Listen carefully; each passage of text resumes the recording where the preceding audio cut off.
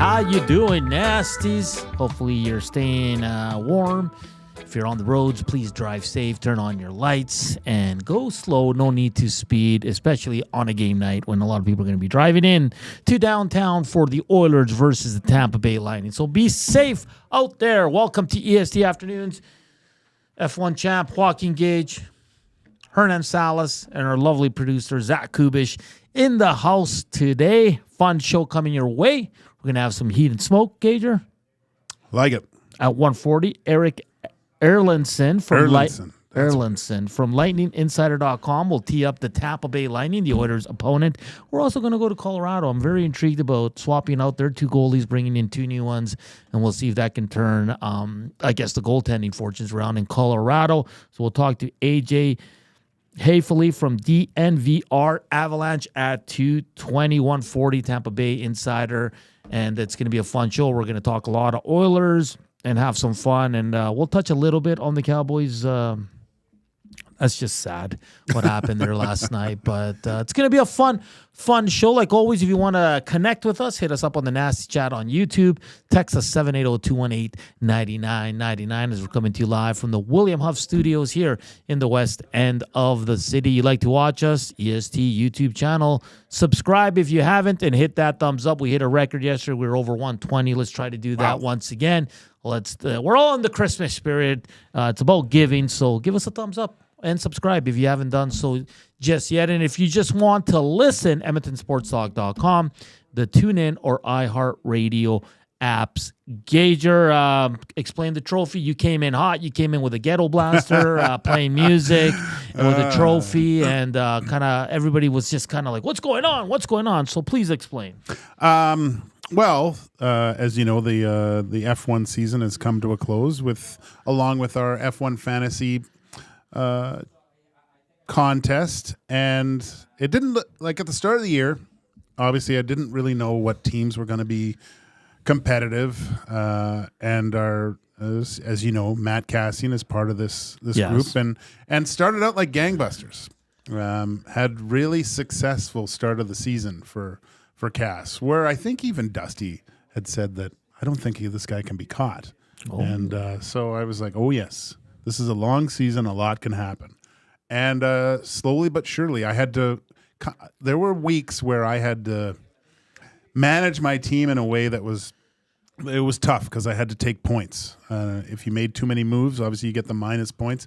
There was some deficit weekends for me. And Nice. But overall, was able to put together one of the best F1 teams I have ever seen. And miraculously reeled in Cass and finished 1-2. Wow. So took the drivers and took the Constructors Championship as well. Just a fantastic year by myself. That's great. Congratulations once again. Thank you. You are very good. So he'll be joining us here for the remainder of the show. 2022 champ. I see Tony Brar from the Edmonton Oilers. Tony Brar. He's he refused to join this year. As I mentioned before, the Nico Rosberg wins a championship and fades off into the distance. So one-hit wonder. Well, whatever. It is what it is. It is what it is. I do want to talk to you about the platform you used for your fantasy. I found that I saw another one that looks really cool, easier to use as well. But anything would be easier for you to use. You'd have to use it. No, too many but weeks, it's just I can't remember. I can't remember my password in F1, so I was just like, I was just too busy. So yeah. I still think I did. I mean, there's 23 races. That's crazy. I still think I did fairly well. You actually didn't do bad, but it was because you showed a little initiative at the start and asked me some questions where it was getting a little bit. I was getting a little angry because I was giving you advice and you were actually ahead of me for a while. Yeah, that's not how it's supposed to work. 19 thumbs up. Let's keep going. We did all high numbers yesterday. I think at 130 Gage, we were already at like 60, 70. It was great to see, and we really appreciate it. But the big news of the day, of course, is that the Edmonton Oilers look to continue to roll as they host the Tampa Bay Lightning. The Lightning are coming off a win in Vancouver a couple nights ago by a score of 4-2. Reminder, the GCL Oil Stream GCL Diesel Oil Stream pregame show gets going at 6 following Reed and Jay from 3 to 6. It's going to be Tommy, you, I. It's going to be a fun show, and it's going to be a fun game as these two teams, when they meet, it's always a fun game. Some lineup news. Good news for the Oilers. Erik Cernak is out for sure, according to John Cooper. Anthony Cirelli is doubtful for tonight.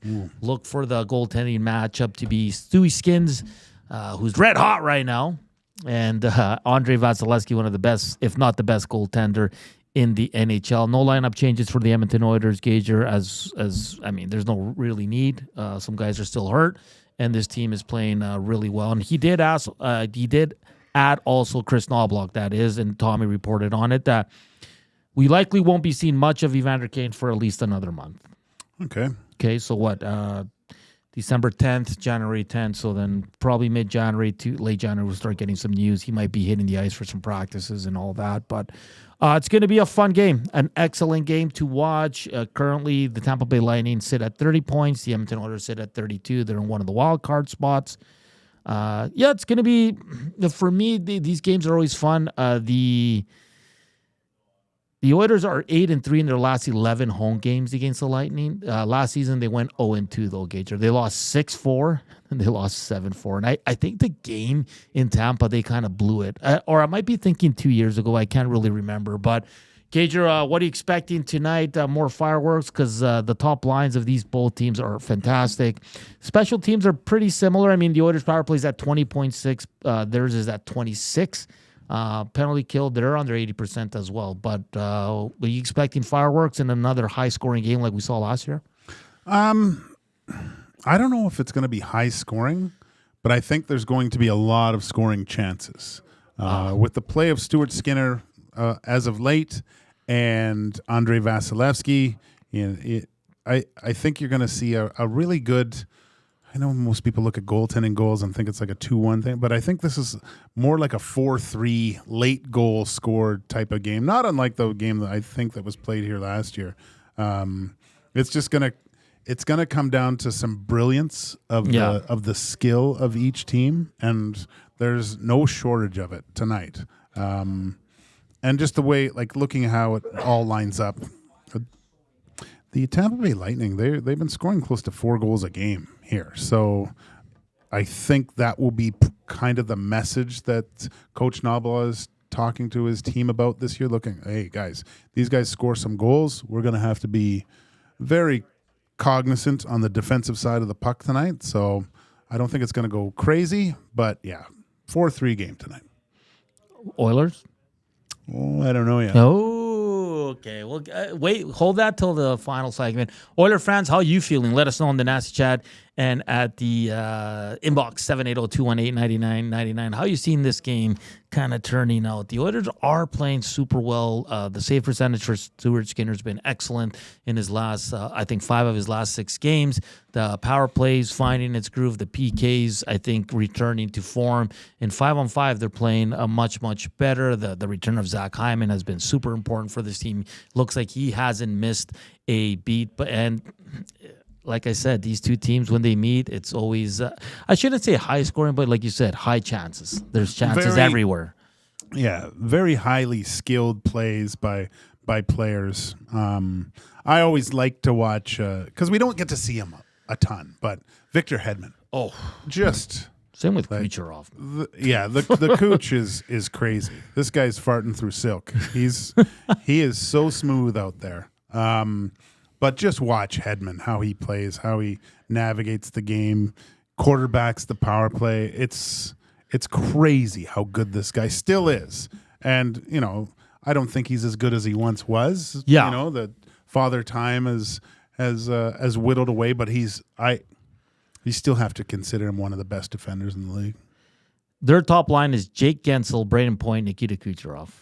Hyman, Nuge, McDavid, they're going to go toe-to-toe. Their second line, Brandon Hagel, Nick Paul, Cam Atkinson, Gage Goncalves, Connor Geekin, Mitchell, I think it's Chafee, the best name in the NHL on the fourth line, Zemgus Girgensons, Luke Glendening, potential Oiler for many, many years, and Michael Esimont. Defensively, Victor Hedman with Darren Radish, Ryan McDonough with J.J. Moser, and Emil Lilberg with Nick Perbix. That's due to Cernak being out and likely Cirelli. So the Oilers get a bit of a break there, but the Oilers are also dealing with their injuries as well. I have to disagree with the best name in the NHL. I think you'd have to go with Gage there, but well, present. Okay, present. Yeah, Gage is awesome because you're a goalie. You worry Gage, like it's just it all fit Gager. Yeah. It all fit. Interesting conversation you guys are having. I don't want to go on it again because they did it on the morning show on Two Guys, but just Connor McDavid, how many cups does he need to win to? I mean, his career is always going to be successful regardless, but I think I didn't hear what you had to say, but I think you have to win.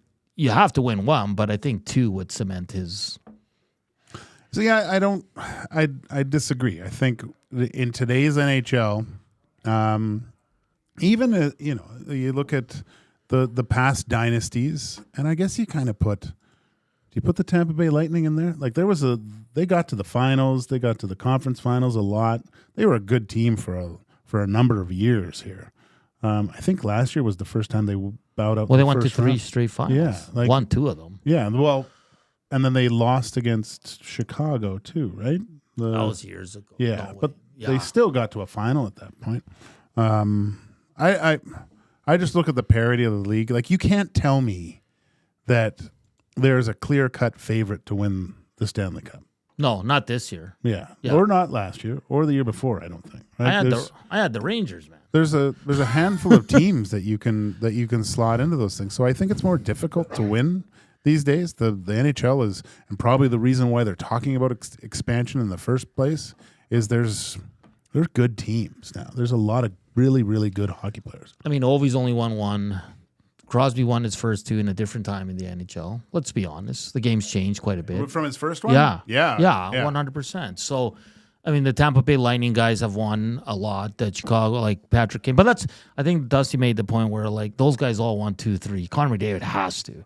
And I think someone threw it in there on the nasty chat. Like, COVID really screwed up a lot that could have happened with the Oilers because of the cap. And I totally agree. In that year, they shut down. The Oilers were rolling, too. They were rolling at that point and then lost to the Jonathan Toews-led Chicago Blackhawks at that point, too. They weren't ready. No, they just weren't it ready wasn't their time. No. Their time is now. They should have beat Chicago, though. Yeah, and they need upgrades. And we talked about it yesterday, so we won't go there. You know, it was interesting. Like, you guys were talking about players that never won the Cup. Saul sitting out there, and one young man said, we were talking about Erik Lindros. He said he was overrated. Who, Eric? Lindros. Yeah. You think he was overrated? Yeah. For real? Oh, okay. Yeah. I like this because I was like, whoa, he was not overrated in my eyes. He was a different type of player. Like, big, strong, but I think he was a star. He wasn't a superstar. I don't know, man. Dusty, was Erik Lindros a superstar or a star? He was a superstar who got injured too early in his career. There you go. What do you mean, there I go? Well, he was like the next one. Yeah. Junior. And he won a Hart Trophy when he was like 23 and then got hurt by Kevin Stevens, killed the guy. Taylor Hall won a Hart Trophy. Is he a superstar? Lindros might be Are you guys still talking about having won the Cup? Yeah. Lindros might have been that guy pre-injury. Yeah. And he got him to a Cup final. He did. Early. And they got swept. Sorry, man. Thanks, Dusty. So you consider Connor McDavid and the Erik Lindros in the same stratosphere? No, like Erik Lindros wasn't generational. He was when he came in. When he came in, though, yeah. He played on the Canada Cup when he was like 18 years old. He was a freak. Okay, so the argument the young man was making to me was like he only had one 100-point season. I go, but he hit 97 and 93. And there was a one point in the end, and you were in the NHL at this time, Gage. Erik Lindros was a force. Yeah. His shot was stupid. That was back when he used like 120 flexes too. That thing bended like Beckham. And I forget what goal he hit him in the chest. I thought he killed him. It was he was scary, and I mean, but he played that Legion of Doom line. Like I remember going into Philly, and obviously I was on the bench watching this thing, but the old boards and the old Spectrum, they bent. They looked like wrestling ring ropes, and so they would dump the puck in, and Renberg and Leclerc, they look like the Hanson brothers going into and just piling on like Luke Richardson, all three of them.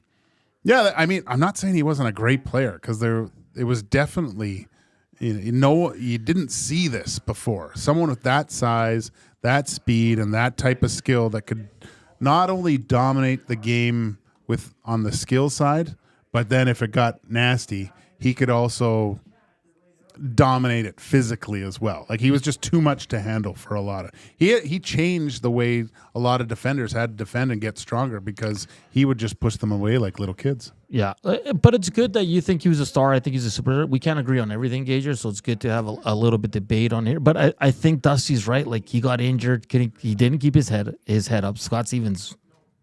Oh, everyone did. That was the problem with Erik, and I remember him in an interview saying it. The worst thing, they talked about his size and everything, and he goes, it was probably the reason why my career didn't last longer because I was this size at 16. And, I mean, he's playing major junior for the Oshawa Generals. Dominating. And little other 16-year-olds are going to hit him and just bouncing off. He didn't need to lift his head. Yeah, and I'm just looking at his hockey page right now, HockeyDB. He never played a full season. No. In any season. No. But I thought he was incredible in the playoffs. In that year, they went to the Stanley Cup final. He had 26 points in 19 games. Just a force. So we're going to ask you, listeners, Erik Lindros, if you're old enough to remember Erik Lindros, was he a superstar or a star? I say superstar.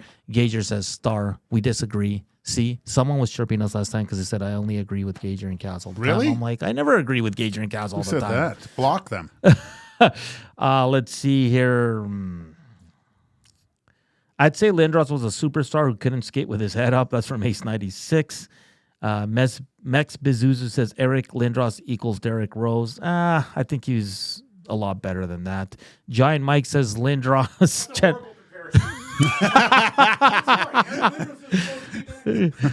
Giant Mike says Lindros' generational talent with short career. Yeah, I agree. Ace 96 is this flat out superstar. I agree with Giant Mike from Dr. Nutsy Dielson. Let's check the inbox here.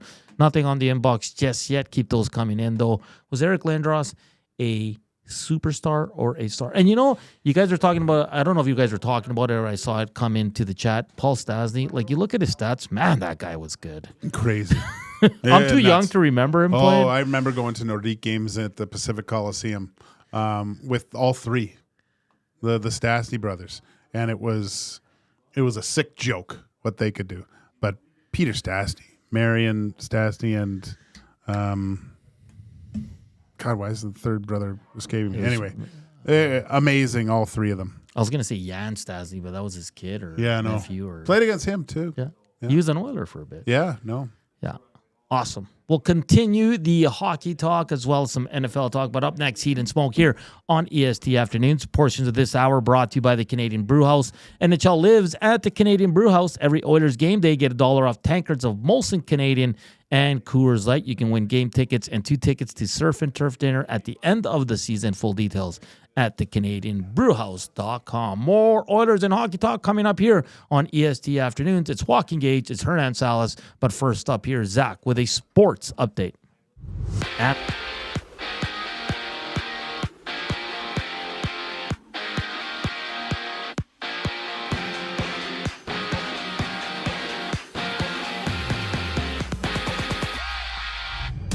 It's the Oiler and the Lightning with Tom Gazzola and Hernan Salas live for the GCL Diesel Oil Stream pregame show at 6, only on EST. And there's 10 other games on slate, including the Jets battling the Bruins, Devils meeting the Maple Leafs, and the Blues facing the Canucks, with Thatcher Demko making his season debut for the Vancouver Canucks. And Summer McIntosh has been named Canada's top athlete of the year after winning the Northern Star Award. She wrapped up the year winning 3 gold medals at this past Summer Olympics, picking up a silver in the competition as well. Elsewhere, Felix Auger-Aliassime and Gabriella Dabrowski have been named Tennis Canada's Players of the Year. And the NBA sees 2 games tonight with Orlando on the road in Milwaukee, while OKC plays host to the Dallas Mavericks.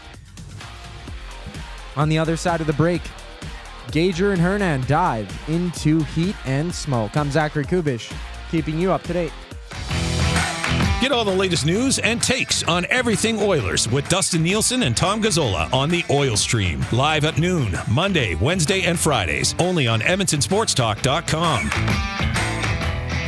You want the heavy hitters on your team, both on and off the ice. If you've been injured in a car accident, call the heavy hitters of injury law. James H. Brown and Associates, Alberta Injury Lawyers. With over 200 years of combined injury law experience, their precedent-setting lawyers are ready to help. Locally owned and proud Edmonton Oilers fans, James H. Brown and Associates wants to support you with their unrivaled experience, unrivaled results, and unrivaled commitment. When accidents happen, head to jameshbrown.com.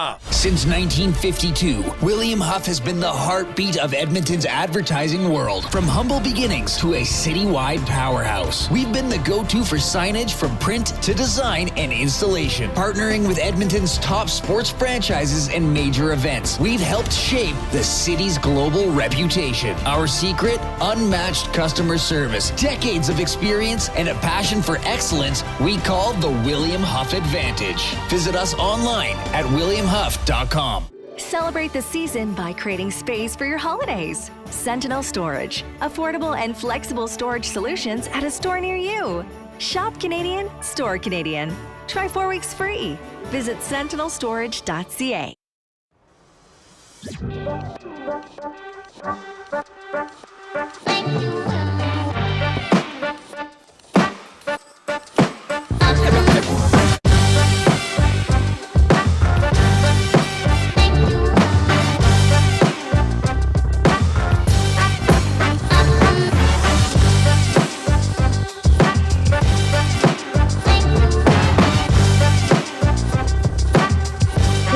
On Tuesday afternoon.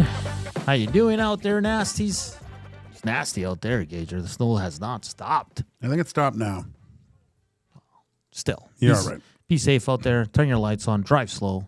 Be courteous. Please, please, please. EST Afternoons, Joaquin Gage, Hernan Salas, Zach Kubusch. We're just ahead of Erik Erlendsson, lightninginsider.com. We'll talk all things Tampa Bay Lightning. Of course, the Oilers' opponent tonight, which should be a fun game. Good conversation on Eric Lindros, if he was a superstar or just a star. This one on the inbox from Jason the Acadian. Superstar, drop him in now with the headshot rules, and he's unstoppable. I agree. He's not fast enough at this. He's too big. He wouldn't be able to keep up. Hydro says Anton Stasny. Anton. And he says, no one ever remembers that. No. They all played on the Nordiques, right? Or two of them? All three? All three. Nice. I think they were a line for a while there. It's crazy. It's crazy how good he was, man. And he doesn't get talked about enough. Doesn't have a cup. That's the thing, right? Yeah. There's so many greats. We were kind of going through all sports, like Dan Marino. There's... who was the other one we were talking about? There's a lot in basketball. John Stockton, Karl Malone. Yeah, they ran into number 23. Michael Jordan. Charles Barkley never won. He played in a final, but who did he lose to? I was kind of cheering for Charles there, but Michael was too good. He just toyed with them. Smitty the welder says, Lindros was definitely a superstar and not so fast enough. Laugh out loud. Leon isn't fast. Faster than Lindros. Let's get to the heat and smoke segment here, brought to you by Gager. What do we got? My F1 win, I think, is what we're sponsored by today. Nice. All right, here's my first question for you boys. This is interesting. There's a defenseman in Columbus who's having a great season. 28 points in 27 games, leads all defensemen in time on ice. He's a +9 on a team that's not very good, Gager. Does Zach Werenski deserve to be a Norris candidate right now? Definitely. When it's the Blue Jackets, they've won some games here. I saw. Who did they beat? Yes, they won Winnipeg. Yeah, like They're an interesting team to me. They work really hard, and that's Zach Werenski. He's a stud, dude. I really like him as a defender. Does it all. Great player. Just an awesome player. So you'd have him up there right now? Yeah. Top consideration? You have to. Yeah. He's leading his team in scoring, for crying out loud. And the Norris is geared more towards scoring. Not so much defensive play. I probably a topic for another day, but the NHL needs to come up with the offensive defenseman award. What would you call it? Probably the Bobby Orr Trophy? Could be. Well, I think that would be the Norris, right? Yeah. I'm thinking of the defensive defenseman award. Who would win that? The coffee. The Nick Lindstrom award? No, like, are you talking about offense or defense? Defense. Oh, okay. Yeah. So the Bobby Orr award, I think you could name the Norris, right? But I think there's something to a defensive defenseman award. Okay, I too. see what you're saying. Dano Chara award? Because it was something along those lines, right? Like, because Erik Karlsson, great, but just a lot of times a nightmare in his own end. Lidstrom?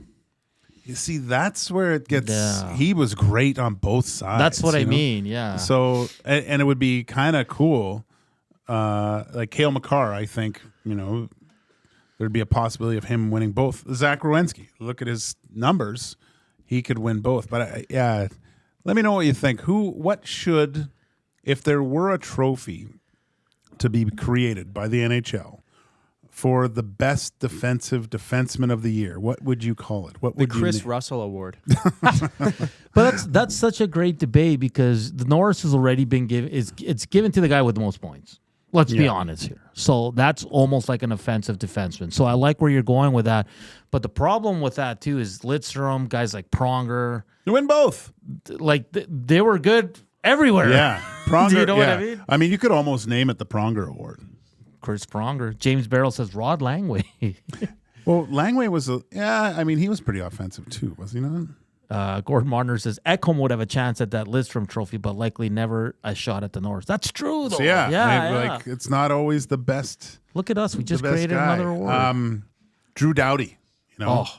Same thing. He's good on both sides. Sometimes the Norris infuriates me a little bit. Like, I do believe Quinn Hughes did deserve it last year. He was fantastic. Great offensively, but Roman Josi too. Like it's such a fine line. I have a perfect name for it: Scott Stevens. That's a really good one because he was probably one of the best in his time in the NHL. Probably one of the best stay-at-home defensemen. Wasn't offensive. No, right? So Zachticum, Larry Robinson. You have anything to say? Balgoni. That's a good one too. Larry Robinson. Yeah. Ray Bork Award from Kreger. This one, no name, Laddie Schmid. Rip City Step, the Rod Langway Award because he won the Norris when Coffey set the goals record. That's a good point. That's a good point. Zach, you have any thoughts on Werenski being in any issues with him being in the Norris conversation right now? I mean, not particularly. Like, he's having really a career year. 8 goals, 20 assists in 27 games is pretty damn good for a defenseman. Yeah. On a subpar, mediocre Blue Jackets team. And of course they score. Like, they pot goals. That's kind of their shtick now with these young guns. But I don't hate it. I mean, what was it last year? Like, it was Josi and then Makar and Hughes, I think, were the 3. Yeah, I always thought Rod Langway scored more, but I guess not. So, like, having a new name in there wouldn't hurt. I think it's still Makar and Hughes. Yeah. Like, those are the two, kind of 1 and 2 it will be for years to come, like a decade here. But like, throwing a third, like, Yossi's team isn't doing great, so I don't think you could really argue against him. But like Gager said, like, Werenski deserves to be in there. He leads his team in scoring, leads the NHL in time on ice for defensemen. I think that's a big one. Like, to see the correlation between plus minus, things like that. And he's +9 on a bad team. Yeah. Aiden O'Neill says Larry Robinson, Ray Bork, Brian Leach, Serge Savard. Stan Pater says the Brad Marsh Award. And Bork was a plus 51. Rip City Step adds to that. Do you know where Rod Langway was born? No. Never heard of this. It was in Taiwan. Oh, Mag, Taiwan, where he was born. That's like Robin Regier was born in Brazil. Oh, was he? Yeah, his parents were out there. Ah.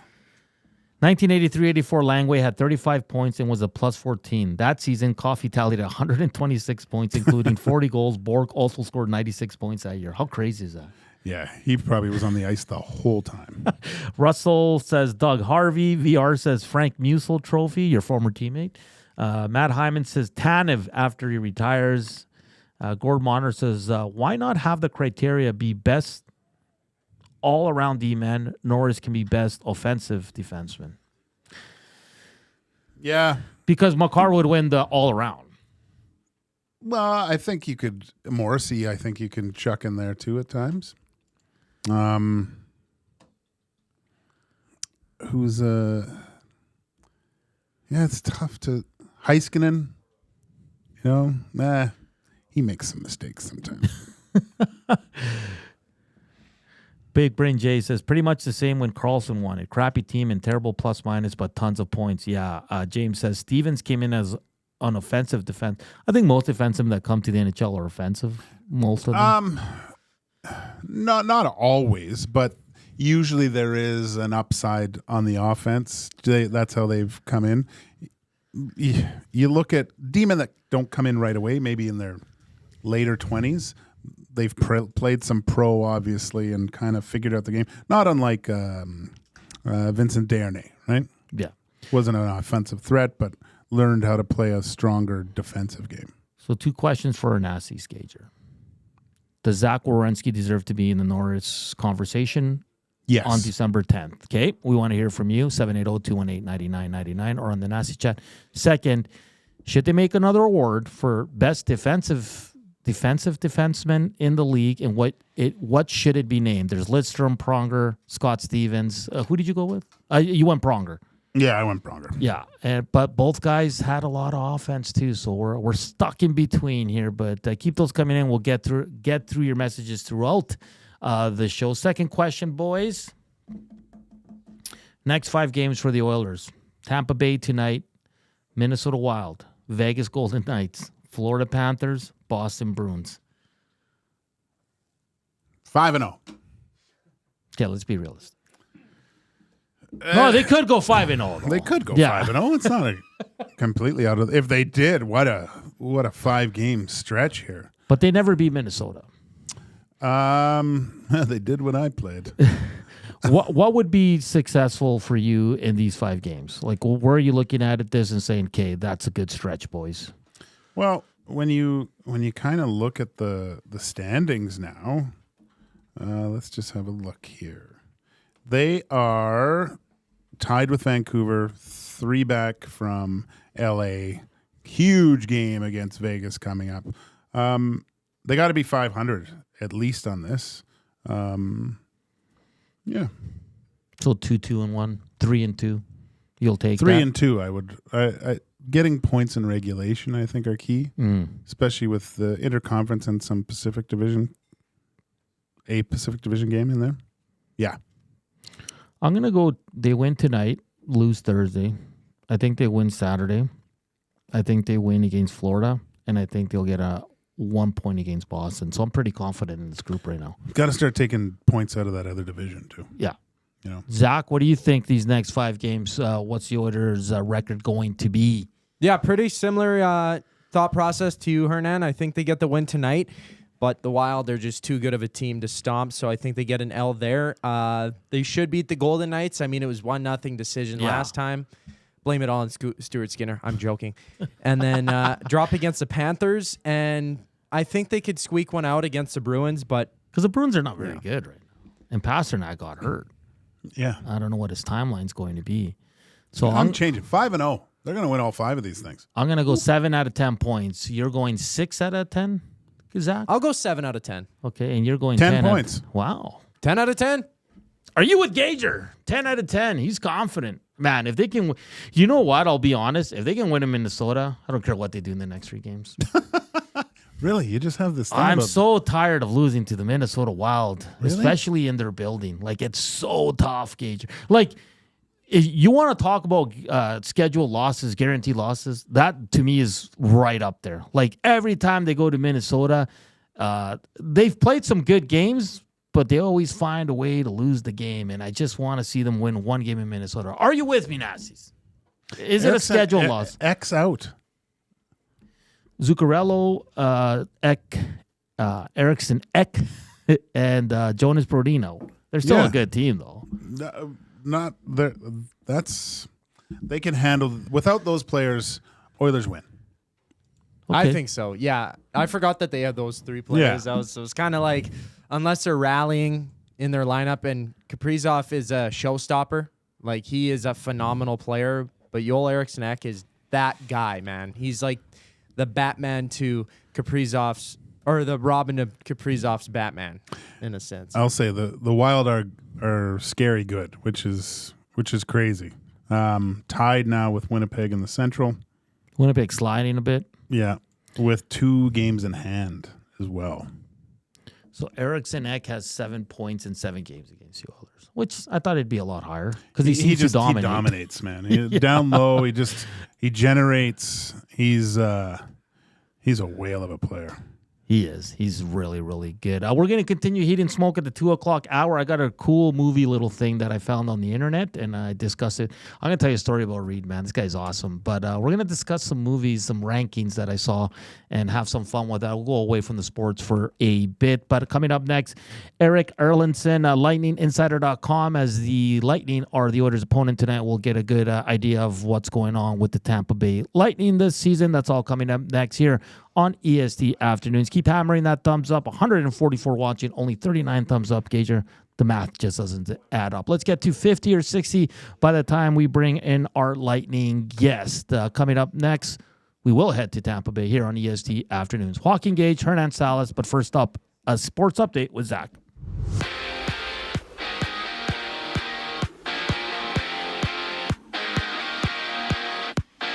With 11 games around the NHL, Edmonton holds host to Tampa Bay with the GCL Diesel Oil Stream pregame show live with Tom Gazzola and Hernan Salas at 6, only on Edmonton Sports Talk. Elsewhere, Utah plays Minnesota. The Flames meet the Preds.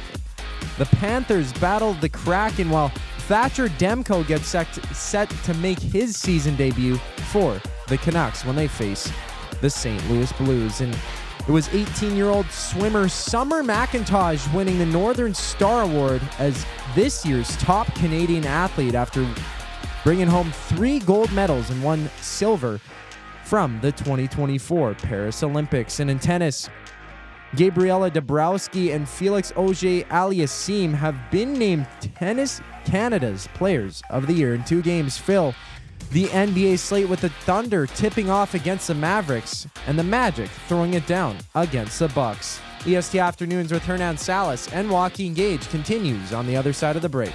I'm Zachary Kubusch, keeping you in the loop. Wake up with the Nielsen Show with Dustin Nielsen and Lieutenant Eric. Weekday mornings 6 to 9 on EdmontonSportsTalk.com.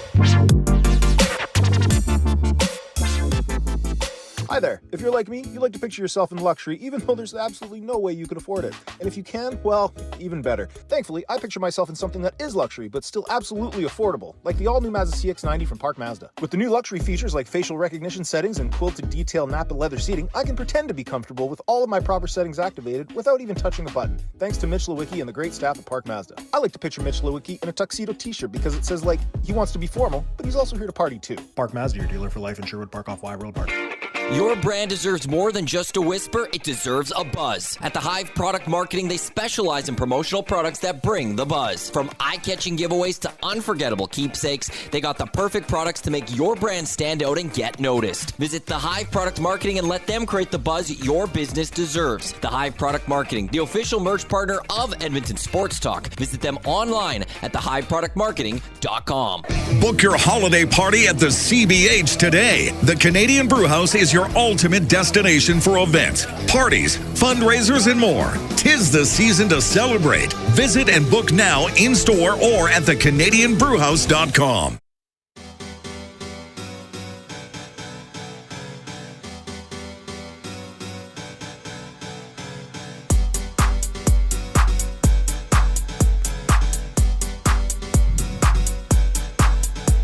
2:41 here on a snowy day in Edmonton. It's game day for the Edmonton Oilers as they host the Tampa Bay Lightning. Just quickly, some news from around the NHL. JT Miller back skating with the Canucks. Looks like he'll be good to go Thursday. Gager, Thatcher Demko makes his season debut tonight, getting the start. And then we'll get to some Bettman notes. Elliot Friedman had some stuff out that he was talking about. Outdoor game going to Florida. It's going to be very, very interesting. But let's get to our guest of the first hour from lightninginsider.com. Erik Erlendsson joins us here. Erik, good to chat with you once again. How you doing? I'm good, gentlemen. Thanks for having me back. Like I say, if you invite me back, I must have done something well the last time. Oh, you're great covering the Tampa Bay Lightning. Let's get to it, Erik. How's the season gone so far? I know they were without Braden Point for a bit there. He's come back on a tear, but they're currently on a 2-game win streak, picking up a big win the other night in Vancouver. But what have you made of the Lightning season so far? You know, I think they've been like a lot of teams around the league that's just been up and down, right? There's a lot of roller coaster teams around the league this year. I mean, even look at the Florida Panthers. They had an 8-game winning streak that was followed by a 6-game winless streak, and now they're back to their winning ways. You know, the Lightning have been more of they'll win 3, they'll drop a couple, then they'll win 2, and then they'll put together a 5-game point streak.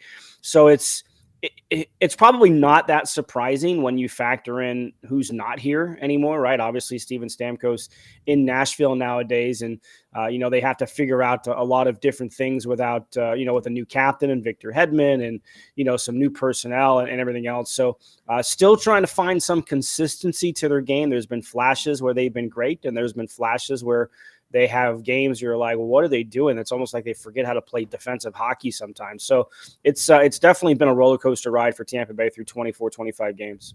Erik, you mentioned the loss of Steven Stamkos, and kind of from the outside looking in, Jake Guentzel kind of fits that void of a goal scorer. How has he looked so far with the Tampa Bay Lightning? And I mean, looking at both positions, how Stamkos' season has gone and Jake Guentzel, has he been able to fill that void? You mentioned even within the dressing room losing the C, providing some extra, some of those intangible leadership qualities. I think by the time we get to the end of the season, I think the offensive numbers for Guentzel are going to be within range of what you might have expected from Steven Stamkos. I think he's going to score them differently. Obviously, he's a different type of player, right? He's first of all, he's a left-handed shot, so he's more of a down-low presence on the power play for the top unit. But I mean, he's such a smart player. Right. And you don't play alongside Sidney Crosby for all those years and not understand how to play with players who think the game differently. And certainly a guy like Nikita Kucherov thinks the game differently than most everybody else in the NHL. And so he understands his role and what's expected of him and how to play with a guy like Kucherov and Braden Point. It's basically been that line for most of the season when, Pointer missed a few games, Kucherov missed a couple of games, but, that has been the top line. And, he's such an unassuming kind of guy. Like he's kind of that quiet presence around the room. He's not going to be a rah-rah guy. He's not going to be the guy that speaks up the most, but I think the way he goes about his business and the way that he handles himself in the locker room, I think goes a long way to fitting in, not just on the ice, but in the room as well. Look, you're never going to replace Steven Stamkos, and it was always going to be unfair to Jake to say you're coming in to replace him because they're not the same type of players, and you can't replace Steven Stamkos, whether it was what he did on the ice or how he handled the team in the locker room. So he has done a pretty good job of making sure he's not trying to replace Steven Stamkos. He's come in and been Jake Guentzel, and through the first quarter of the season here, he's been a really good fit. Erik, 3 guys joining Team Canada here for the Four Nations from the Tampa Bay Lightning, but 2 guys in particular having outstanding seasons. Brandon Hagel, Anthony Cirelli, who is listed as doubtful for tonight, unlikely to play. But what can you tell us about these 2 players? Because plus 14, plus 13, they're scoring goals. They have a ton of points. Just seems like the Lightning are just extremely over the moon happy with these 2 guys' performances so far this season. Well, I'll start with Cirelli. He's obviously a guy who's been in Selke conversations over the past handful of years. He takes on the tough defensive assignments. He's always, the first guy over the boards to kill penalties. So that's always been part of his game. What he never really had was an upside on offense, right? Last year, he hit the 20-goal mark for the first time. He's never had more than 60 points in a regular season. But one of the things that he did this year, he came back to town earlier than normal, like at least a couple of weeks earlier, because Nikita Kucherov doesn't leave town. He hangs around and he finds ice. He skates all summer and he works on things. So Cirelli wanted to come back and kind of be a part of those workouts. And some new players were around as well. So that's part of the motivation. But he wanted to really kind of spend some time, that kind of time with Nikita Kucherov before the season started, to maybe pick up on a few things. And I think we're seeing the benefits of it in his game. He's a guy that when he did score goals, maybe they were 6 feet out from the net, right? He was always around there. He was banging in rebounds. Even on breakaways, he would basically stick handle his way and hope it got past the goaltender. But he's changed sort of the way he approaches the game a little bit. Some of the goals that he scored this year have been from the hash marks, which is not something that we're used to seeing from him.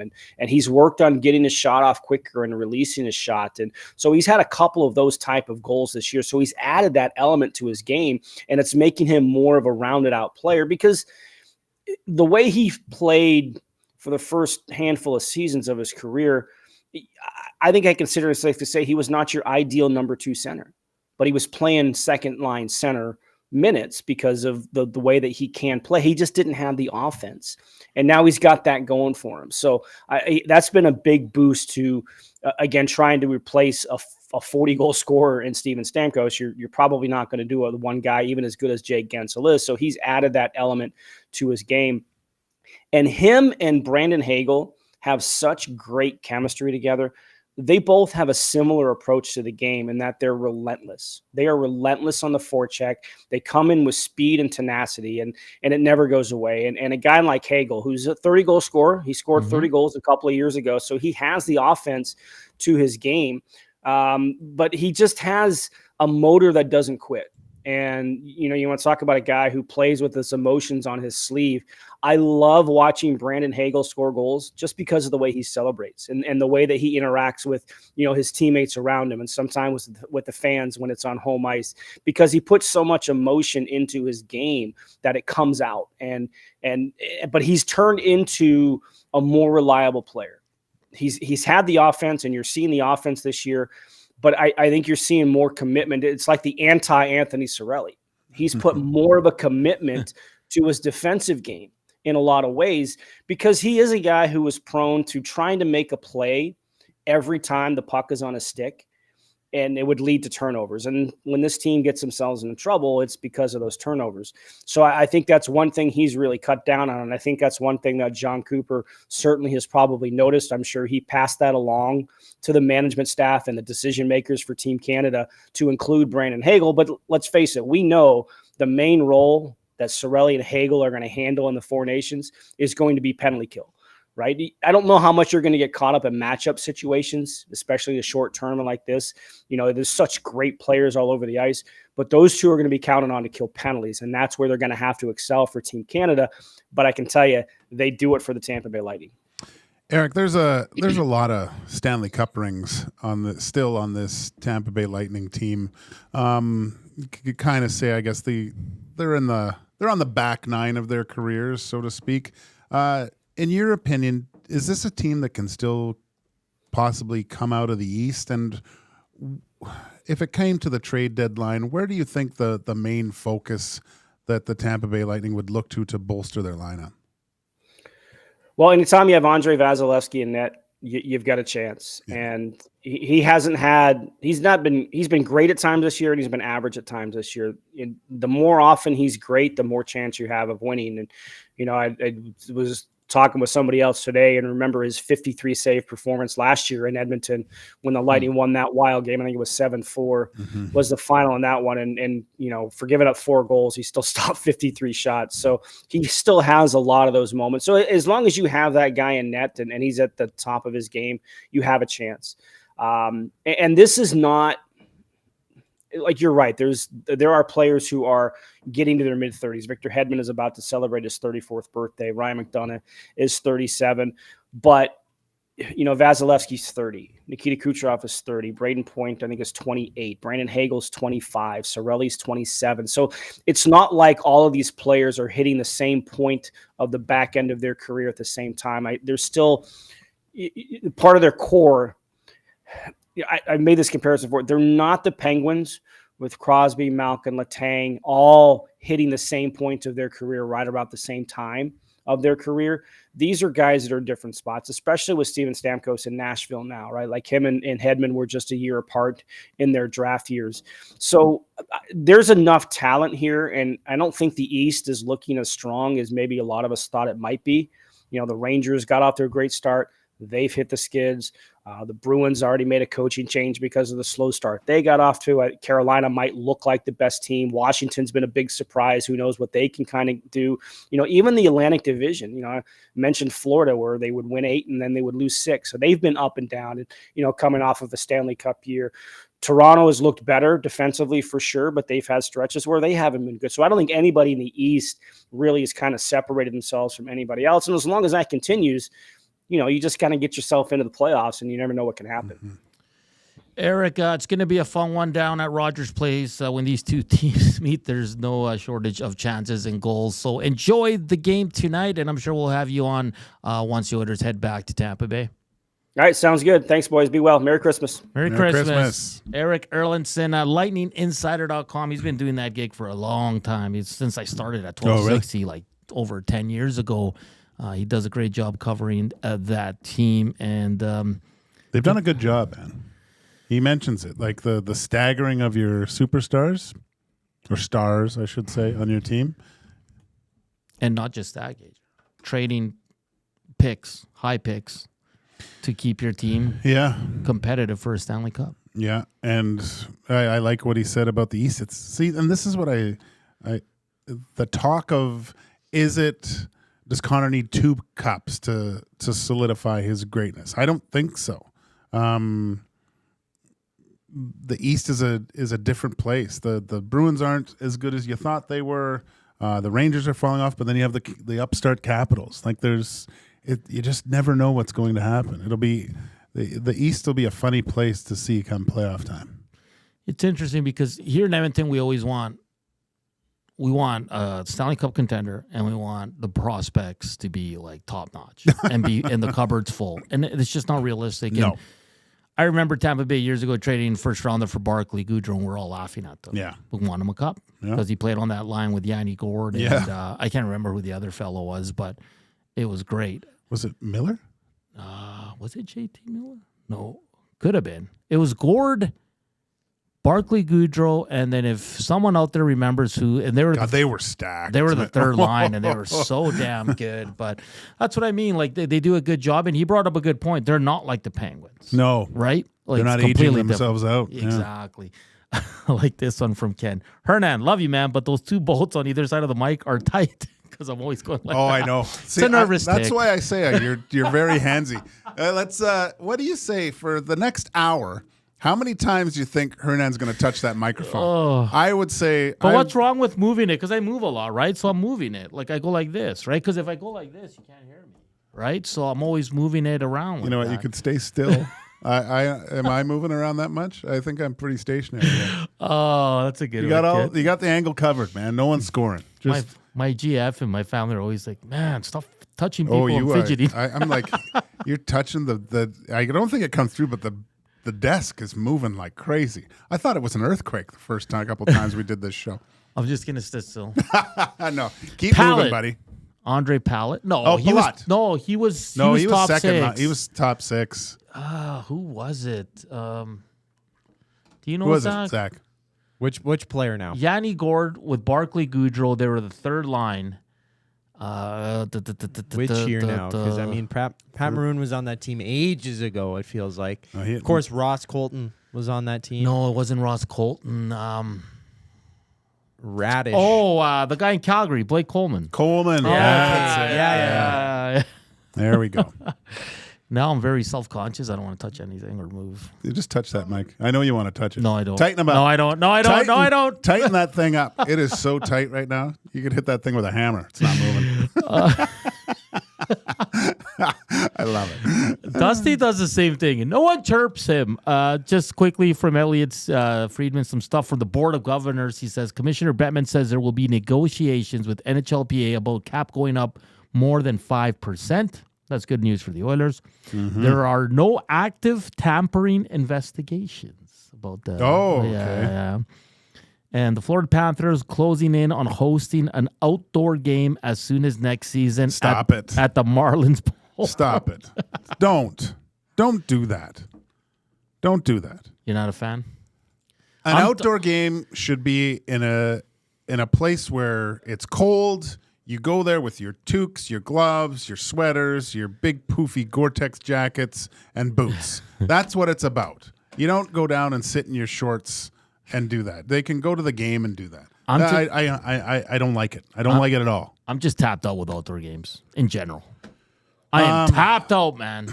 Yeah. I didn't even have interest in when they came back here last year. Was it last year? Yeah, last year. No, yeah. I had no interest in going to that game. And with the Elks, I could have went for free. And I was like, I'm good, man. I had tickets too. I gave them away. I'm not a fan of it. Didn't they do one in Vegas and they had so much issues with the ice? Was it Vegas? Well, no, it wasn't Vegas. It was Denver. Denver. Oh, that was nice looking. That was in Tahoe though, right? They went to Tahoe and the Avs wore those sweet Nordique unis, those reverse retros. Those were awesome. Those were unbelievable. But it's a what do the US call it? A winter, what do they call it? The Winter Classic? What do we call it? Yeah, Winter Classics. They call it, what do we call it? Heritage. Heritage. Yeah. It's a Winter Classic. Winter is snow, cold stuff. Don't go to Florida and do it. It won't happen. And B, the last thing you want is some guy skate to get caught in a rut because it's too warm and they break an ankle or something. It's hard enough to keep the ice perfect. Gager is not a fan of those games.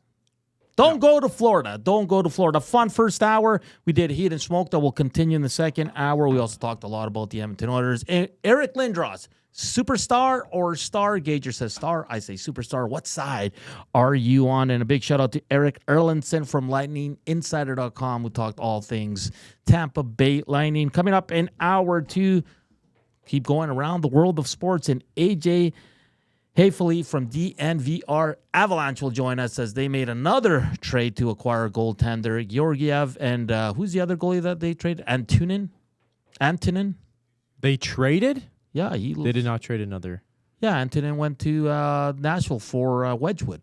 Oh, yeah, that was a while ago. Yeah. And then they brought in Blackwood and Wedgwood. Blackwood won't play tonight, Gager, because I think there's some travel and all that involved. So we'll get a good idea of what's going on down there in Colorado. That's all coming up next here on Hour 2 of EST Afternoons on Edmonton Sports Talk. We're back after the break. Get to know the winners, props, plays, parlays, and more with Nielsen and Hustler. Weekday mornings at 11 on The Lock Shop. Only on EdmontonSportsTalk.com. Celebrating 70 years in the signage industry, William Huff Advertising is the most recognized name in the game. An in-house, one-stop shop for all of your design, print, and installation needs. William Huff provides quality graphic solutions for everyone. Here in our City of Champions and throughout the nation, they're the preferred signage partner entrusted by many of the biggest corporations, pro sports teams, and organizations to bring their identity to life.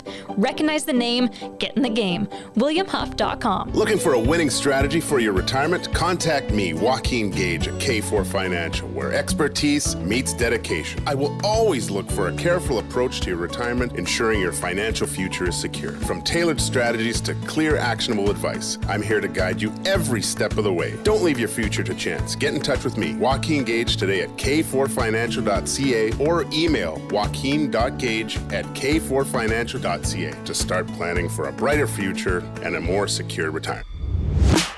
Don't feel like working? Join the Hangout. You never know what you might hear. Weekday mornings 9 to 11 on EdmontonSportsTalk.com.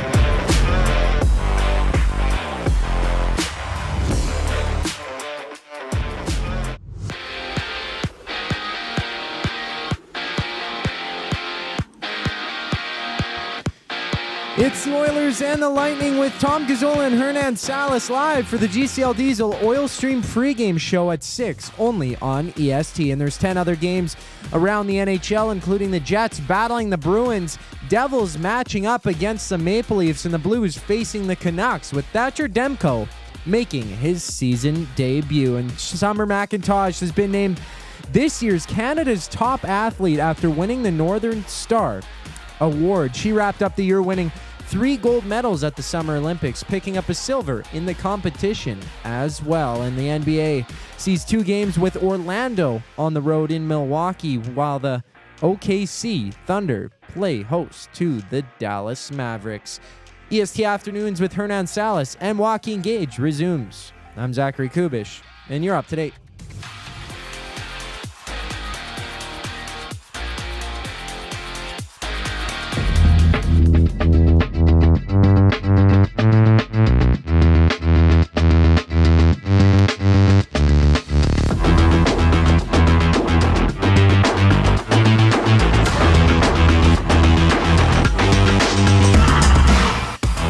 Afternoons, hour 2 here on Edmonton Sports Talk, your clear choice for Edmonton sports. Joaquin Gage, Hernan Salas, and our producer Zach Kubusch. Kub Nation in the house. Keep the text coming in to 780-218-9999. Hit us up on the nasty chat. You like to watch us, EST YouTube channel. You want to listen to us, it's the good old iHeart or TuneIn radio apps, or you can go to EdmontonSportsTalk.com and just hit the listen live button. We're coming to you live from the William Huff Studios here in the west end of the city since 1952. William Huff has provided industry-leading advertising solutions for thousands of valued clients. Their unparalleled customer service, combined with decades of industry expertise and a desire to make every job the very best it can be, is what they call the William Huff Advantage. Visit their website at williamhuff.com or give them a shout at 780-454-4536. Can't really mess with my mojo. I'm all like self-conscious now about this. What? Mike. Oh, touch away, buddy. Guy Flamin says, I am 100% with Hernan on this one. Outdoor games have run their course. If anything, do one and make that the NHL All-Star game, because then you can kill 2 birds with one lame event. I like that. I like that. Have the All-Star game on the 2nd of January, and that'll be it. Give the guys a little bit of a break for Christmas, right? Everyone has Christmas, and then I think it works better. Perfect. It's great. Penner's Pancake says, outdoor games have lost their luster. Lars says, surprised Batman never had one in Arizona. That's a good point. Well, it's such a it was such a copycat thing too, because originally the Oilers just came up with it, right? They had to get permission, but now it's all league run, and it's all about dollar signs. I mean, I don't know. I literally haven't watched an outdoor game in over a decade. That's because they're on New Year's Day and you're hungover. Barely keep your eyes open. But seriously, do you watch them? No, they're terrible. No, it's horrible to watch. If they actually put in whatever that spider cam or whatever, and you could watch the game from a completely different angle, maybe I would find it interesting. But no, it has. It's run its course. Not every year. Maybe every 4th or 5th or something. And they should only be in Boston, New York, Chicago, and then Winnipeg, Edmonton, Montreal, Ottawa. Yeah, and Guy adds, the first outdoor game was Michigan versus Michigan State the year before the Oilers did it. That's where Edmonton got the idea. Stop. Whatever. Right? No one remembers that game. Which game do you remember most? The first one. Because they had the old guys come up. Guy Lafleur was there. Like, come on. Stop it. That was great. All the legends. All the legends were there. But that's what I mean. It was the first time. Everybody was into it. But now they have 2-3 games a year. Like, it's just like Penner's Pancake says. It lost its luster. Like, no one cares anymore. More people care about how the players are going to come to the rink, if they're going to, wearing hula skirts, or what are they going to wear in Florida? Look like Miami Vice coming out of there? Probably. I love hearing Reed shooting his video for Don't tell people. Oh. It's his first try. He nails that. Oh, boy. So the Morning Boys were. I'm just going completely off topic here. The Morning Boys, what were they? Peeing in the pool, Gager, as a kid. I guess Trev didn't know that a lot of people did that. But who? Trev. Really? Yeah. Was it that, Zach, or he?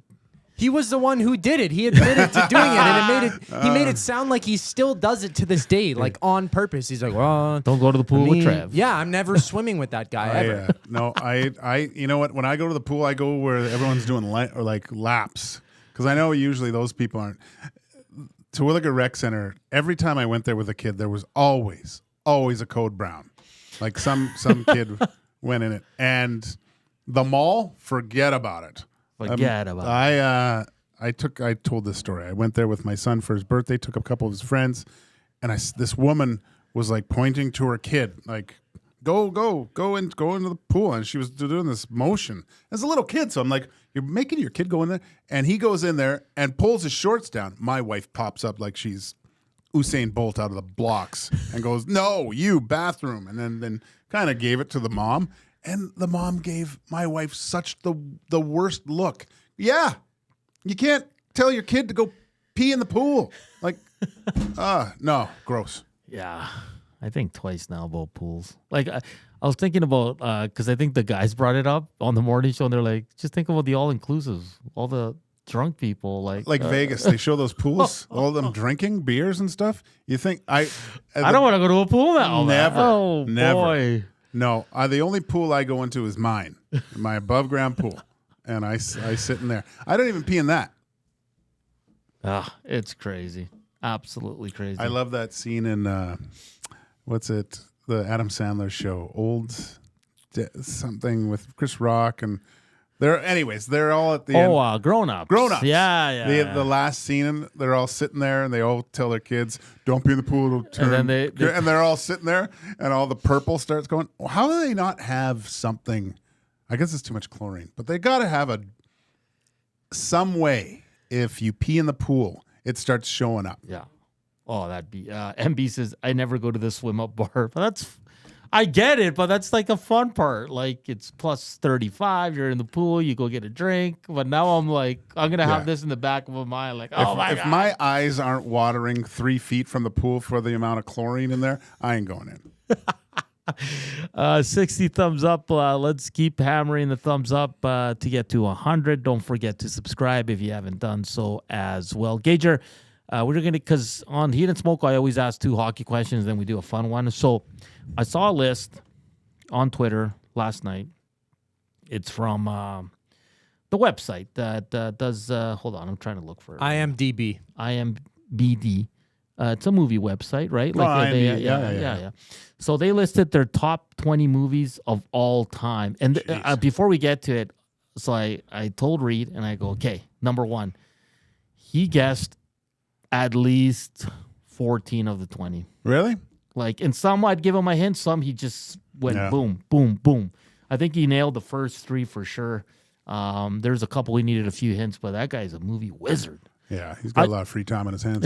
I just want to get your thoughts on here, and our listeners, of course. And let me know what you think, Zach, if you can put up that graphic right now. And we'll go through them together. It is only the first 10. I have the next 10. Okay, so number 1, Shawshank Redemption. Really? No issues there. That's the best movie of all time. The Godfather. I don't know about best movie of all time, but it's good. Okay, number 2, The Godfather. Great movie. Okay, number 3, The Dark Knight. Unreal movie. I've never watched it. And according to you two, Trev, it's overrated. Number 4, The Godfather 2. Trev. No, it's funny because I just watched The Godfather and The Godfather Part 2. They still stand. Stand up. Number 5, I've never watched 12 Angry Men. No, but you're going to get me really angry. Well, I'm going to be one of these men if this list doesn't get any better here. 6, Schindler's List. Excellent movie. Excellent. Tough to watch. Number 7, I think it's the trilogy of Lord of the Rings. The fact that you don't know that's the trilogy. I never watched any of those. Fantastic, yes. Number 8, Pulp Fiction from Quentin Tarantino. Overrated. I don't know if it's 8th best, but in first kind of movie that was like that, so I can see why it's there. Okay, number 9, another Lord of the Rings. Absolute masterpiece. I couldn't believe when I first went to this because I read these books as a kid, And in my mind's eye, the Shire looked exactly like how Peter Jackson did it. It was fantastic. And number 10, The Good, the Bad, and the Ugly. Like it? I watched it as a So kid. are you It's okay? long. Are you okay with this list? Top 10? I think mine would look a little bit different, but I understand it. And this was IMDb, huh? Yeah. So these are people voting on this thing. Let's go to the 11 to 20 here. 11, Forrest Gump. I wasn't a huge fan. Number 12, the other Lord of the Rings. Yeah, they're masterpieces. Okay, this one's interesting to me. 13, Fight Club. Again, this was the kind of movies like M. Night Shyamalan and was doing where there was twists at the end, so very good twist. 14, Dune, Part 2. Unreal movie. So good. 15, Inception. I liked it. Cool. It's kind of hard to understand. I like that. Don't watch it with your wife. She asks way too many questions. It was. I was even like, what the hell's going on right now? 16, The Empire Strikes Back. Yeah, as a kid, I was shocked and awe walking out. Probably like, I don't know if you've seen The Naked Gun and people or whatever, they come out and start explaining what just happened and saying, oh my God, he's his father? And everyone in line going, oh. 17, The Matrix. I looked at everything. I remember where I watched this movie. I was in Syracuse, New York, playing for the Syracuse Crunch. I went to go see it in the afternoon and came out of that theater looking at everything a little bit differently. Tell me you've seen The Matrix. No. Oh, what? I've never seen The Matrix. Oh, God. I don't like those kind of movies. Oh my God. Number 18, Goodfellas, probably one of the best, if not the best gangster movie of all time. Well, outside of The Godfather. I don't know if I can talk. I need you're on a timeout. Goodfellas good for you? Yes. Okay. 19, One Flew Over the Cuckoo's Nest. Jack Nicklaus, 1975. The Psych Ward one. I've never watched it, so I can't really tell you. And then 27 with Brad Pitt and Morgan Freeman. Again, it was one of those what's his name? Kevin Spacey. I had two. It was crazy that this year he was Kaiser Soze and he did 7, both with unbelievable endings to those movies. Yeah. But the fact that I might hold you down after this. But I've just let you watch The Matrix. I've heard The Matrix not even that good. From who? From a lot of people. Who? Name one. Well, I don't remember exactly who, but people are like, yeah, don't waste your time. Who?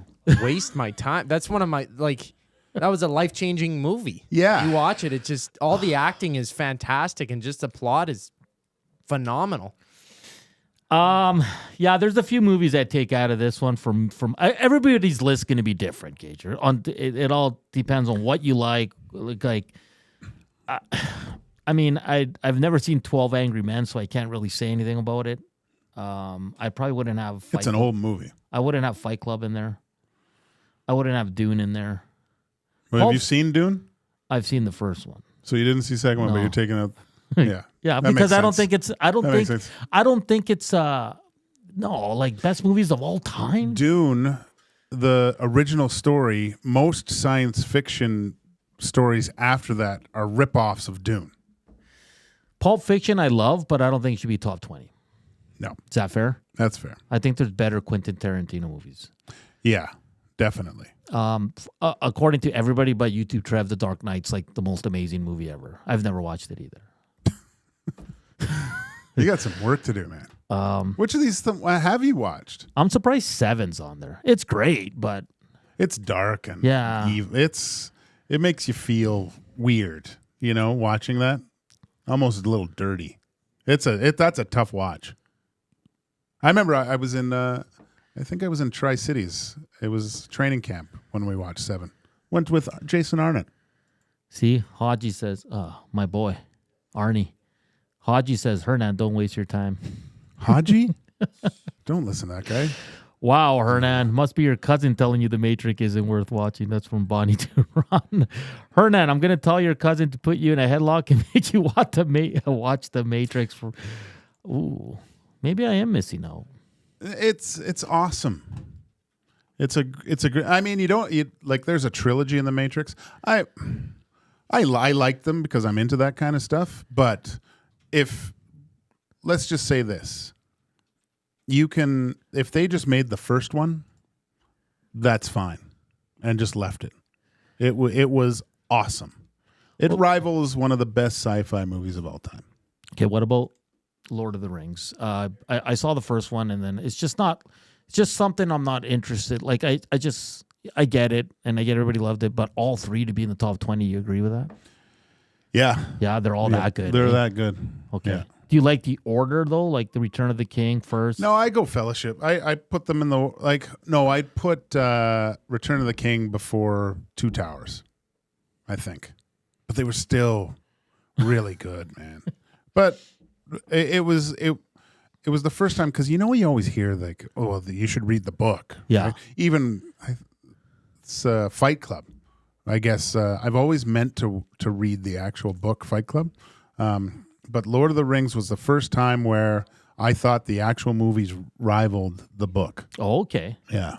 Well, that's what Bones, I think, let me find. I don't like how the Lord of the Rings movie stayed a bit from the book plot, but they couldn't put it all in, right? Yeah, okay. But, I mean, if you read Tolkien's, sometimes they're difficult because there's so much description. Like, sometimes you'll read like 8 paragraphs of just him describing a certain thing. And then there's songs and lore. They're really cool. I'm just getting torched for not watching The Matrix right now. I think you'd like it, man. Yeah? Yeah. It's basically a story about McDavid. It was a prelude to the greatness of Connor McDavid.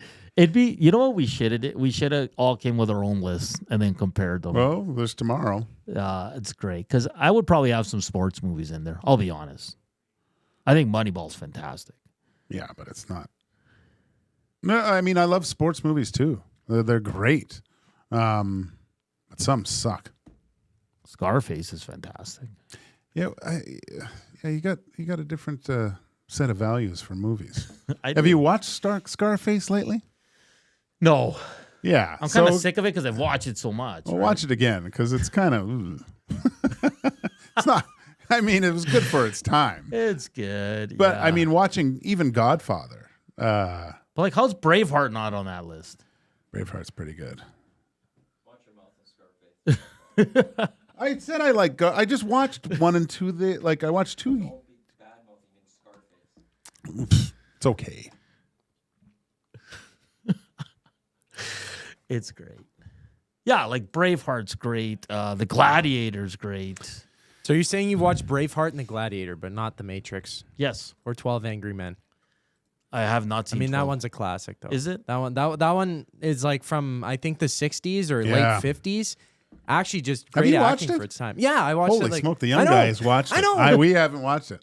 What do you think? Really good? Yeah, no, I would put it on everybody's must-watch list. It's in my top 10 for sure. That's what we should have. Must-watches. Okay. We'll figure something out here. Yeah. We'll figure something out here. But that was the top 20 from IMBd. Is that how I said it correctly? IMDb? DB. Yeah, DB. Sorry. And once again, I'll just give you the list in order. Shawshank Redemption, The Godfather, The Dark Knight, The Godfather Part 2, Angry Man, Schindler's List, Return of the King, Lord of the Rings, Pulp Fiction, Fellowship of the Ring, The Good, the Bad, and the Ugly rounds out the top 10, followed by Forrest Gump, The Two Towers, Fight Club, Dune Part 2, Inception, Empire Strikes Back, The Matrix, Goodfellas, One Flew Over the Cuckoo's Nest, and 7. Let us know if you agree with this list. What would you put in there? And are you mad at me because I have not watched The Matrix or The Dark Knight? All right, coming up next, we got to get to Colorado as we're going to be joined by AJ Haefele from DNVR Avalanche and talk all things Colorado Avs. That's coming up next here on EST Afternoons. Joaquin Gage, Hernan Salas, and here's Zach with a sports update.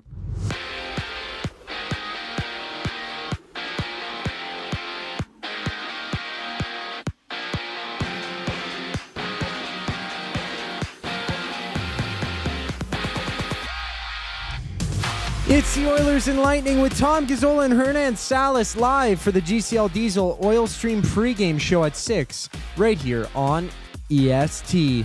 And there's 10 other games on tap with the Jets battling the Bruins, Devils meeting the Maple Leafs, and the Blues facing the Canucks with Thatcher Demko making his season debut for Vancouver. And Summer McIntosh has been named Canada's top athlete after winning the Northern Star Award, and she wrapped up the year winning 3 gold medals at the Summer Olympics, picking up a silver in the competition as well. And in baseball, Yimi Garcia has signed a 2-year extension with the Blue Jays worth a total of $15 million. And the NBA has 2 games seeing Orlando on the road in Milwaukee, while OKC plays host to the Dallas Mavericks. And this sports update has been brought to you by the Capital Care Foundation.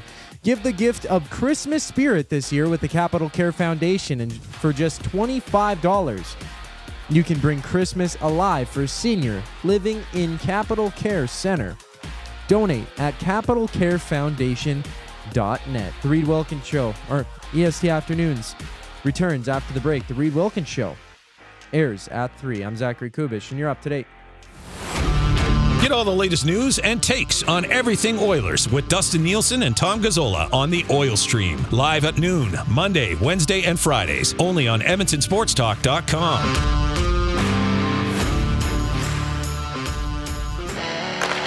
Hockey lives at the Canadian Brew House. Every Oilers game day, get $1 off tankards of Molson Canadian and Coors Light. Plus, you can win game tickets and a surf and turf dinner for 2 at the end of the season. Full details at thecanadianbrewhouse.com. In life, it takes a village. From childhood to your golden years, we all need support. At Capital Care Foundation, we've built that village for our 2,100 seniors. Join us in creating a nurturing environment that feels like home and fosters community connections. Your donation makes a difference. Visit capitalcarefoundation.net today and become a vital part of our village. Because together, we can make every stage of life a shared journey. Be a part of the journey. Support Capital Care Foundation. Edmonton Sports Talk delivers a mass audience of key, influential customers to your business, all while you associate your company brand with the biggest names, the hottest sports news, and teams from every league around the globe. It's where fans go to get their sports fix and where our partners find the most loyal consumers. Contact us today and see how our team on Edmonton Sports Talk can score the biggest goals for your business. With various advertising options available, email business@edmontonsportstalk.com or head to our website, edmontonsportstalk.com.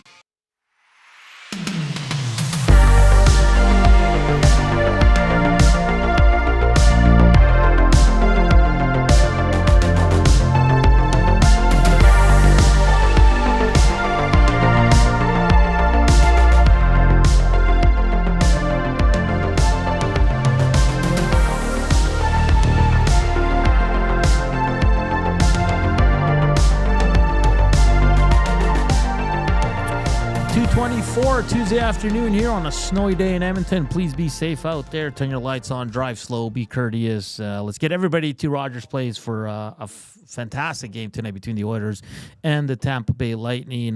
We say hello to the WSTers, the Hustlerites, the Winnipeggers. Thank you for tuning in, as well as their team is kind of up and down lately. I know they're coming off a loss as well, some line juggling there. So welcome to everybody from Winnipeg. Hit that thumbs up. Let's get to 100. But we're going to shift gears here and head to Colorado's. The Avalanche swapped out 2 goalies, brought in 2 new goalies, and we're going to get a good idea of what's going on down there in Colorado with AJ Haefele from DNVR Avalanche. AJ, it's good to talk to you again. It's been a long time since the old station at 1260, but good to have you on the program. How you been, man? I'm good. How are you guys today?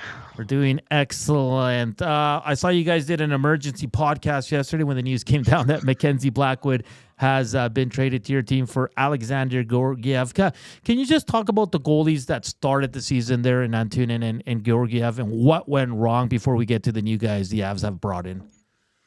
Yeah, I mean, it was really just a continuation of what Georgiev had done during the regular season of last year for the Avalanche, where it started out really well, and then when it started to go poorly, it never got better, and it was just this slow decline over time. And then going into this season, I mean, everybody saw what happened with Georgiev, where he was the worst, by far the worst starting goaltender in the NHL. And were it not for a great game by him in Detroit a couple nights ago, would have been just the worst goaltender in the NHL when the Avs finally pulled the plug there. It was bad on the ice. It was getting bad in the locker room. It was getting bad everywhere because that's too talented of a team to continue to bleed goals against when defensively it's not a perfect team. But there's no way it was that bad of a team to justify goaltending that was so poor. Valeri Nichushkin back with the team. What has he meant to be back in the Colorado Avalanche lineup, and how's he doing so far? I mean, as you can imagine, it was a little bit of a slow start. His training camp was basically practicing with the team for like a week before he was allowed to return from suspension, and then it was rusty, but his importance to the team really is it has been magnified every time that he has been missed. Obviously, the last two postseasons, they just look completely different without him, but he's so big and he's so good at puck retrieval along the wall. And he's so fast. He fits everything that the Avalanche like to do, everything that they've built their identity around. Val Nichushkin plays into. Those are all of his strengths. His biggest weakness is staying out of trouble away from the ice. And that, because as a player, you know, there really isn't a whole lot there that you can ding him for as a weakness on the ice anymore. He's become a truly complete 200-foot monster for them, and he just brings elements to their offense that they don't get anywhere else. AJ Haefele from DNVR Avalanche joining us here on EST Afternoons. Get back to the two new goaltenders, Wedgwood, a backup, really good backup, one of the best in the league. And then you get Mackenzie Blackwood. By all accounts, he will not play tonight. But what's the reaction been like in Colorado bringing these two guys in? Is it a boost of confidence? Because, I mean, you can look at Blackwood's numbers in San Jose. He's on a very poor team there. But is this an upgrade in your eyes to what they had to start the season? Yeah, I mean, it's kind of like going from a car that's barely running anymore, that when you try to start it, you don't really know what you're going to get out of it on a day-to-day basis, to buying a solid 2-year-old car with 15K miles on it. Like, you feel good walking to the garage knowing that when you put the key in, you're gonna get the car that you bought. And I think that's where the feeling is around Mackenzie Blackwood and Scott Wedgwood. Scott Wedgwood's time in Colorado so far has been better than it will continue to be, but just a boring goaltender. He's stabilized in net for them. He's not kicking out rebounds like a madman. It's not chaos. He's not screaming at teammates. He's not breaking sticks every time he lets in a goal. He's not, by the end of his tenure, Alexander Georgiev had become an emotional volcano that was set to erupt at any point. You had no idea. And just having somebody that's not going to bring that kind of extra baggage with them to the net has been a really big change for them already. Having two of them, I imagine, will help. There's a lot of reason to be excited about what Blackwood brings. Is he going to be an elite frontline starter who finally lives up to the vast potential people saw in him in 2015? I think it's probably not likely, but they don't necessarily need that. Darcy Kemper didn't give him that. And if they can just get a top 15 goaltender out of him, everybody else has a big problem on their hands. I think there's a lot of sentiment around the league now, especially in the Western Conference, that area is solidified. Another area that is always interesting to me, obviously, with the long-term injury of Gabriel Landeskog. I mean, if he comes back into this lineup, the Avs have to be jumping from obviously a contender to one of the favorites to win the Stanley Cup. Have you heard anything about his timeline? And is this just wishful thinking that he can be back in an Avs uniform at sometime soon? I do think it is wishful thinking.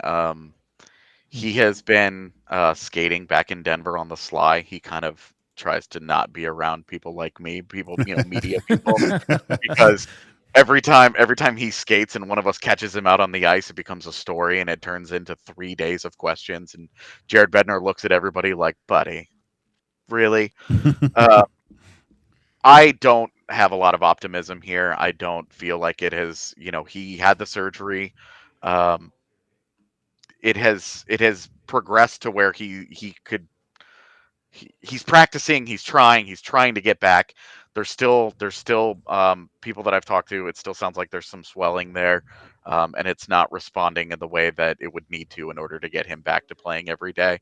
I'll say this, and he'll rejoin the team in 3 weeks because that's how the world works. But I really don't have a lot of optimism here. I don't know where the point comes where the Avalanche just finally throw up their hands and say, we can't continue to do this. We can't continue to have $7 million being held hostage, because even if he does come back, they have to do some surgery on their roster to fit him under the cap. And what player is Gabe Landeskog? He hasn't played in 2.5 years. Who is he anymore? Is he any, how good will he be? They're going to be paying $7 million, and he might be a third line player at this point. I know they badly miss the leadership. They kind of need an adult in the room. Nathan McKinnon, amazing hockey player, kind of a petulant little baby on the ice at times, and needs somebody to rein him in. And I think that Landeskog is kind of the emotional glue that they could really use in the locker room. It's a really uptight team that's way too serious. It's one reason why they believe Scott Wedgwood will help. He's kind of a goofy guy, and they could use some levity to a room that is a little too serious at times. So, but when it comes to answering your real question, I don't have a lot of hope that we're looking at Gabe Landeskog ever coming back. AJ, Colorado currently holds the last wild card spot in the West with the Edmonton Oilers tied at 32 points. What have you made of their season so far? Seems like very similar to the Oilers, a lot of up and down here, and the Oilers are finding their stride a bit here as of late, but is Colorado just kind of similar to a lot of the teams in the NHL right now, kind of just can't find that groove? It's been tough to find a groove. I think they've had an NHL high 8 rookies make their debuts this season. It like a half of their forward lineup at one point were Colorado Eagles. It was, you had a second line with Nikolai Kovalenko and Ivan, and you're just looking around at everybody like, what is this? Like this, the injuries for the first 15 games or so decimated any chance they had to find any sort of rhythm early on. And then since then, the goaltending's been bad from day one. So their season has been defined by instability to start. And now that the injuries have started to subside a little bit, there's still a couple of hurt guys, but that's true of everybody.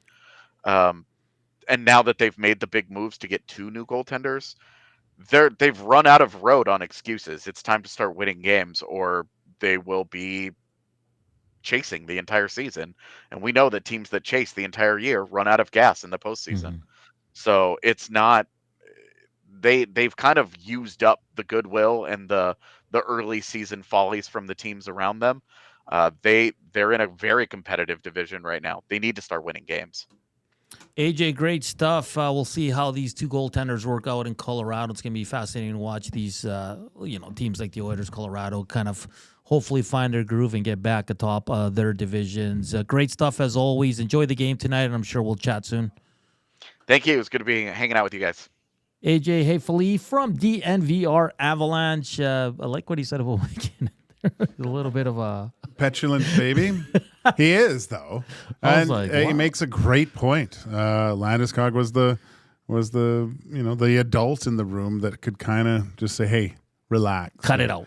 Yeah, because he's fiery, man, and that's not. It's good to a point, but again, when you have your best player yelling at your coach on the bench during the game, it's not always doesn't always help your team. Sometimes it can give you a jolt a little bit, but when it happens over and over again, it's like, come on, let's get this under wraps here. But very disappointing to hear about Landeskog, and interesting to see what they're going to do. Because holding how did AJ put it, holding $7 million ransom on LTIR.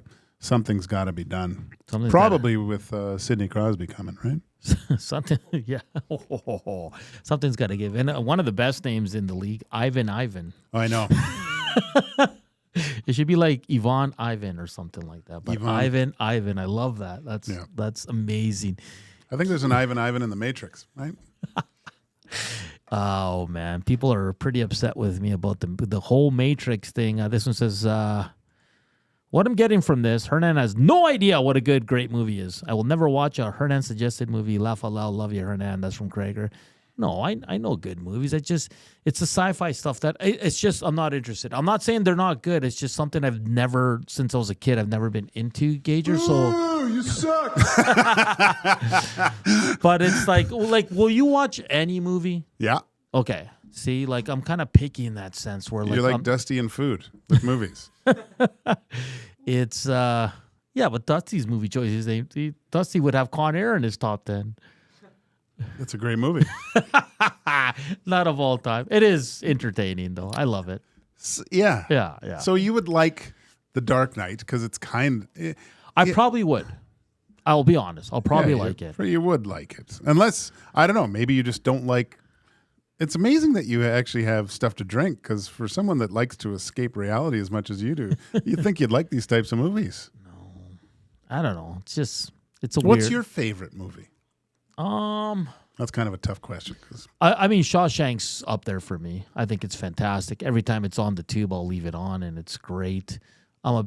You guys know I like my gangster movies, so Godfather's fantastic to me. I know some people find them boring and long and all that, but I just love the way they were made. The acting in the first one, like Marlon Brando, outstanding. I saw one in the nasty chat, like, I like movies like Silence of the Lambs. Like, that's a fantastic movie. It's like crime. Yeah. You like that crime genre of movies. I like war movies, too. Okay. Like, Platoon's fantastic. Right? Yeah, it's just heavy, man. Yeah, of course. Yeah. My life's too heavy. I need, like, levity. No, I like comedies and all that, too. Like, it's just, what I don't watch a lot of is superhero movies and sci-fi.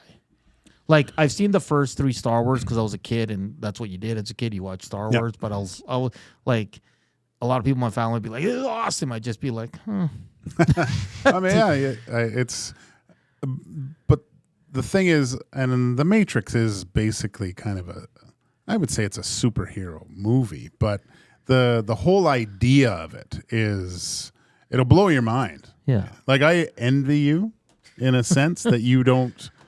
I don't know. And a lot of the jokes that you've missed, but like Matrix jokes, he's in the Matrix. And just think about it. Think Connor McDavid is Neo. All right, that's all you need to know. No, like, I know the names, and I do get when people bring it up. Haji says, in the interest of honesty, I've never seen the Matrix either. I'm not into the superhero genre, but I thought The Dark Knight was fantastic. And then he adds, best war movie ever is Tropic Thunder. I'll agree. Rogues, this one's good from Rogue. Have you guys seen Crash? Great movie. Yes, that's a good movie. Isn't that the one with all the racism and stuff? Matt Dillon. There's so many there. Ludacris is in it. Sandra Bullock. It tells like 6-7 different stories, but they're all kind of intertwined. Yeah. You see, like, those are the movies I like. Yeah, Donnie Brasco? That's a good one. I don't think it's great. I like that. Yeah, that's good. Those are good. And that's what I'd say. Everybody's gonna have different tastes, right? Like, I mean, we'll never probably. Like, I don't think, like, out of those 20 that you had there, I don't think you can go wrong with watching any of them. Like, there's something in all of them. Of course, right? Yeah. So I think that's how you need to look at it. Like you said, you weren't a big fan of Forrest Gump. No. And I thought that was I thought it was really, really good. Like, I thought it was so entertaining. I would have to go through a lot of lists to see which ones are my favorite. Because I do it. Like I said, I love Braveheart, Gladiator. Like, those movies are fantastic. Like, Braveheart's like a masterpiece, man. I liked Braveheart. To be honest, when I first watched Gladiator, I was like, eh. Really? Yeah. A good one from VR Montenegro, Saving Private Ryan. That's a good movie with Tom Hanks. That's heavy. Yeah, that opening scene, like that's what catches you. I remember seeing it in the theater, and it was just so silent after that, and there was people getting up and leaving. Really? Yeah. Bronco Nick, I like this one. Carlito's Way. I love Carlito's Way, actually. That was great. Sean Penn's hilarious in that one. Kleinfeld? Viggo Mortensen's in that. Strider. And there's a lot of really great movies that are like, I always look at the Oscar nominations because a lot of movies I've never heard of, and then I watch them all, and there's some really good ones there. Yeah, I can't stand that. We'll continue the Oilers and the movie discussion. Whatever you guys want to talk about, we're at 82 thumbs up. We got 164 watching today. Let's get to 100. We're only 18 away, and if you haven't subscribed, please subscribe to our channel. We would greatly appreciate it. We close out the show coming up next and set you up for the Reed Wilkins Show with Jay Milne here on EST Afternoons. Joaquin Gage, Hernan Salas coming to you live from the William Huff Studios. And now it's time for a sports update with Zach.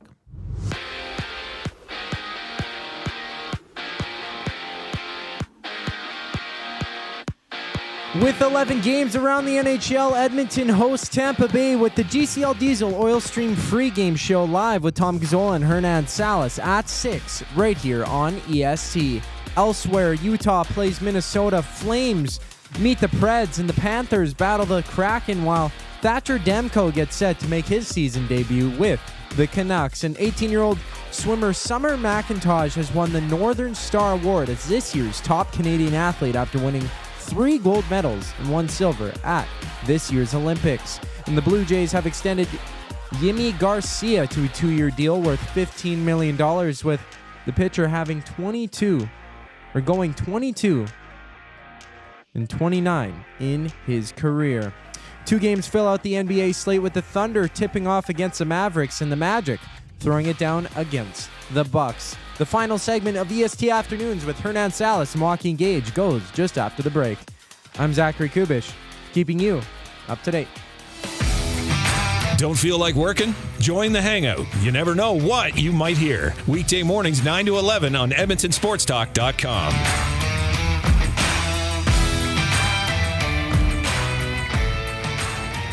Celebrating 70 years in the signage industry, William Huff Advertising is the most recognized name in the game. An in-house, one-stop shop for all of your design, print, and installation needs. William Huff provides quality graphic solutions for everyone. Here in our City of Champions and throughout the nation, they are the preferred signage partner entrusted by many of the biggest corporations, pro sports teams, and organizations to bring their identity to life. Recognize the name, get in the game. WilliamHuff.com. You want the heavy hitters on your team, both on and off the ice. If you've been injured in a car accident, call the Heavy Hitters of Injury Law. James H. Brown and Associates, Alberta Injury Lawyers. With over 200 years of combined injury law experience, their precedent-setting lawyers are ready to help. Locally owned and proud Edmonton Oilers fans, James H. Brown and Associates wants to support you with their unrivaled experience, unrivaled results, and unrivaled commitment. When accidents happen, head to jameshbrown.com. Celebrate the season by creating space for your holidays. Sentinel Storage. Affordable and flexible storage solutions at a store near you. Shop Canadian, store Canadian. Try 4 weeks free. Visit sentinelstorage.ca.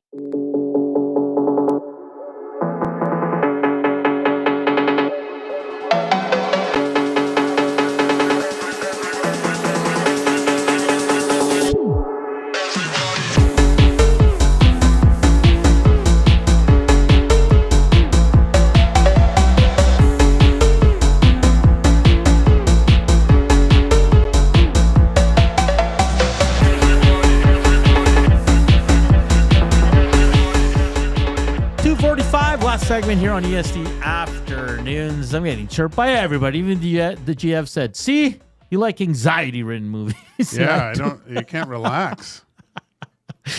Oh boy, we're getting so many good texts. Edmonton Oilers, Tampa Bay Lightning tonight down at Rogers Place. The Oil Stream pregame show with Tom Gazzola, Joaquin Gage, and myself will start at 6 o'clock, following 3 hours of Reed Wilkins and Jay Milne. No lineup changes for the Edmonton Oilers. Stuart Skinner starts in net. For the Tampa Bay Lightning, Vasilevsky gets a start. No Cirelli, sounds like. He's doubtful, but more than likely out. And Cernak, the defenseman, is out as well. So it's going to be a fun game. Those two top lines are going to go toe-to-toe. We'll see what happens tonight. It's an important stretch for the Oilers. They got 5 games, tough games. They got the Wild after tonight, and then they got Vegas, Florida, and Boston. So how do you see that record going for the Edmonton Oilers in these next 5 for the Edmonton Oilers, which is a big stretch here as we get closer and closer to the Christmas break? We were just talking movies in the break with Matthew Wanek as well, and you said Denzel. I mean, Training Day is great. Man on Fire, I think, is a movie no one talks about, but it's one of his best. I love that movie. It's so good. We're also joking, but we're going real old school. But Romancing the Stone, Jewel of the Nile, Kathleen Turner, like that. I think it was a trilogy, and then it was something. The Roses, War of the Roses. No, that was something different. Oh, okay. But that was something different. Yeah, but it was still Kathleen Turner and Michael Douglas. Yeah. Okay. Flowers in the Attic. That's what it was. Oh, I think. Right? Yeah, No, I didn't watch that one. No, Flowers in the Attic's with the mean grandma, isn't it? Yeah, where they. Yeah, and they're in the attic. Yeah, yada, and yada. they hold But the War kids. for the Roses was one of those. No, No? War of the Roses. War of the was- Roses. Oh. That's Tom Hanks, isn't it? No, Oh, that's geez. Kathleen Turner and Michael Douglas. Is it still? Yeah, it's after the Jewel of the Nile. Huh. Indiana, are you an Indiana Jones guy? Of course. You? I like the games. No, I'm kidding. I love the movies and the games. They're great. Where would you rank them in trilogies? Are they still behind Lord of the Rings, Star Wars? That's tough. They're up there, man. Again, I remember I went to my mom and dad took me to Raiders of the Lost Ark as a kid. Capital 6, downtown Vancouver. And that first scene with, it was awesome. So good. So good. Temple of Doom? Love that one too. Went with my buddy Rob to the Granville. Stood in line in the early morning and got in there. It wasn't as good as the other two, but still kind of neat. Short Round was in it. I loved Short Round. Hold on, I lost it here. Damn it. Oh, Mission Impossible or the Bourne movies, which ones do you like more? Well, that's the tough one. I like all those kind of spy genres. Yeah. Super spy, like Bond, things like that. See, you and I disagree on this too, because you like the old Bonds. I think Daniel Craig's Bond was one of the best, just because it switched from that suave kind of guy that with all the it was gadget out by that time, and I like the Bourne ones just because he was like the super soldier. It's Tom Cruise. It's hard to say. He puts out a good movie, man. Those are ridiculous. Those Mission Impossible. I love the series. The last one was interesting. I guess his final Ethan Hunt movie is it's done, and then he's calling it quits because the guy's like 96, I think. So he can't be holding on to the side of planes anymore. There's so many good ones out there. Big Trouble in Little China. That's with Kurt Russell, right? Yeah, I remember that one. Penner's Pancake says Temple, then Raiders, then The Last Crusade. Isn't there a new one too? There's a couple new ones, I think. I didn't mind the last one, actually. It was a good. It was a great final movie, I would say. Do you like these? Where'd they go? The Evil Dead movies. I can't remember because it was late at night when I'd watch those things.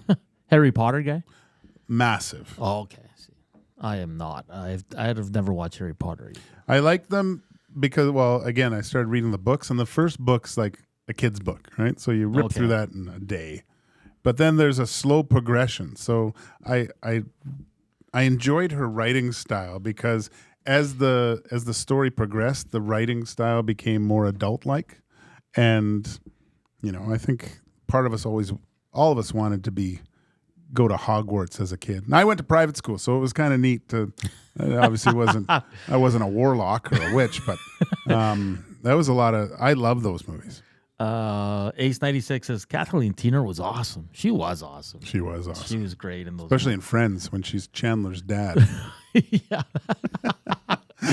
Another movie that for me is underrated. I'm not going to put it in the top 20. Is Heat with Robert De Niro and Al Pacino. I watched it the other day. Hooah! It's way overacting by Pacino. Way too much. He's so far over the top in every single scene in that, which it's kind of a fun movie to watch. Just that gun scene alone.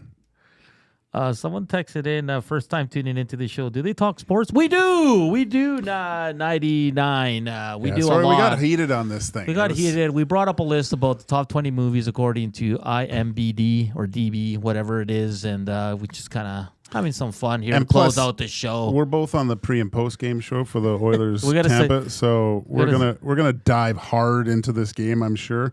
From all accounts, Tommy's having an activation right now, so it's going to be full on later. Yeah, we gotta save some juice for the pre and post game shows here. 99. What's his name again? Here, let me look it up. 99. We do. We talk. Oh, what would you like to know? We got about 3 minutes here. No lineup changes for the Oilers. Let's go. I love the battles tonight to look at. You know, you've got Hedman on one side, Ekholm on the other. Who's gonna win that battle? The goaltending battle is very intriguing. When you go up against arguably the best goalie in the NHL over the last, 5-10 years, you're gonna see Stuart Skinner bring his A game. Yeah. And you've got two guys that had over 100 assists last year. How do you not get pumped up to see two of the best players in today's game go at it head to head? So lots of really cool storylines, and the coach of Canada's team at the Four Nations. Do you think they miss Sergachev at all? Yeah. Yeah. Eh? Oh, he's awesome. He's so good. Yeah. At times when you'd watch Tampa Bay play and Hedman would be off the ice, Sergachev would be on, you thought that was Hedman. That's how good he is. He was good. He was fantastic. Almost an Oiler, according to the rumors out there. Almost. Thatcher Demko gets to start. Good. I mean, I know the Canucks are the Oilers' biggest rival, at least in my opinion. But it's great to see one of the good. I wouldn't say one of the good guys because I don't know him, but one of the good goalies come back and play again, because his injury has been very weird. He's reached out to different athletes who've had this. They're trying to find a way. That's the thing. So exciting times for him, man, and the club. They get their number one goalie back, and hopefully he can stay healthy. Hopefully it's not one of those injuries that just, you get better and then you start the wear and tear of it, and it just gets worse and worse. Because he's a phenomenal goaltender. I said this before. I think you could kind of argue with all these three guys, but if he's healthy, he's one of the three guys going to the Four Nations. Yeah. Easily. And I'll be honest, last year, if he's playing, I don't think the Oilers get out of the second round. No? That's how good I think he is. Yeah, it would have been a lot. I think they wore them down too much. He would have had to have been brilliant to beat the Oilers. I don't know. You have a different mindset with him in net instead of Sheloff's, I think. I don't know. Yeah, I think they still win though, Ben. Yeah, they might. But I mean, he upgrades their team so much. Oh well, the thing with Demko is he gets into the heads of the shooters and makes them do stuff they wouldn't normally do because you don't think he can score. He's a phenomenal goaltender, and it's hard to say that here in Edmonton. I know fans are probably like, Hernan, shut up. But it's true, though. Thatcher Demko. And when you play these teams, you want them with their best, Gager. Canadians of this, portions of this hour, not Canadians of this hour, portions of this hour brought to you by the Canadian Brew House. NHL lives at the Canadian Brew House. Every Oilers game day, get $1 off tankers of Molson Canadian and Coors Light. You can win game tickets and 2 tickets to Surf and Turf Dinner at the end of the season. Full details at the CanadianBrewHouse.com. 2 movies that came in late, and we can discuss more tomorrow. The Last of the Mohicans, fantastic. Dances with Wolves. Yeah, so 2 excellent movies as well. We want to thank everybody for chiming in on the Nasty Chat. It's been absolutely busy. Great segment on the movies.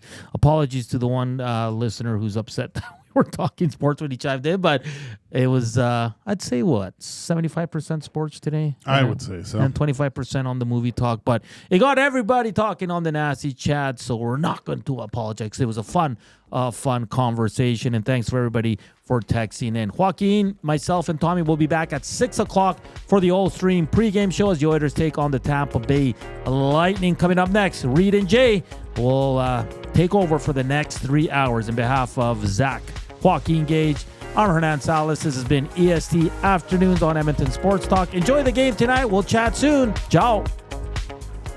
Wake up with the Nielsen Show with Dustin Nielsen and Lieutenant Eric. Weekday mornings 6 to 9 on EdmontonSportsTalk.com.